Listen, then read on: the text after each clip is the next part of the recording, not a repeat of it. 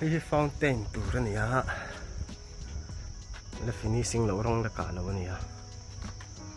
hi lai tang khianin tui ron khom do na ni chuanin helam hi siam le do na a design hin ang lo te do na ni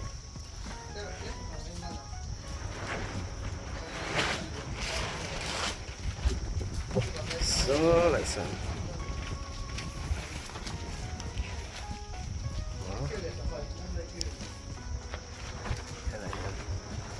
siam lại rồi fountain siam meka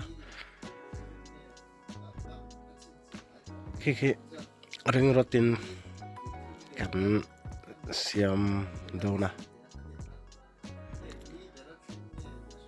ring roti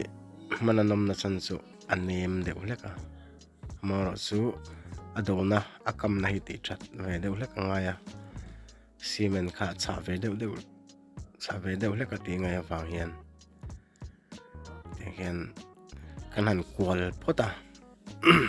a design tak tak chu nakina simenin kan na siam do nani ama sa khanin lelam pangkan siam khan khitia black wear atron lo khianin welding machine in an welding amaro chu kavuni na ngei lo khop maya ka mai phulip na sal to ka mai po phi ngam lo khopin central mai te kan anuaron phulipa chu wang chuanin lelamai chang kan mang du talawani tikhian le tin kan khu le vekanga achung lama khian enge adum na te meng engma kan da do lo tikhianin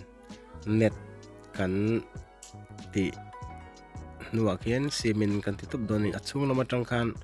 alo veng tu ka kan da lem lawani tikhianin cement ken kan vom nok noka anak atuka lo khong de ule ka chu mi nuwa cement in a design kan siam don chaw ni tuna mi ki chu ati khong tu tur chaw alani alo lek khong tu tur chaw a design alani phak lo ani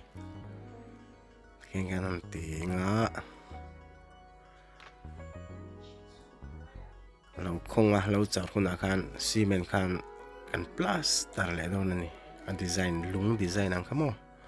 khatiang khan kan ti le don ani a bui thla khop maya tiang siam mo